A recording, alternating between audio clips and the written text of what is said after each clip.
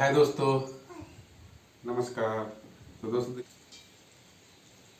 गर्मी में अच्छा लगता है दोस्तों। तो दोस्तों गर्मी के सीज़न में चावल में पानी डाल के खाने से बहुत टेस्टी और अच्छा लगता है दोस्तों।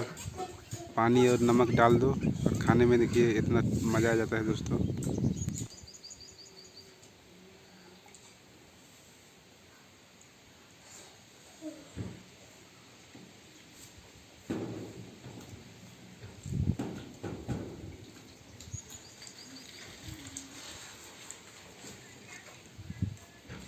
नमक दोस्तों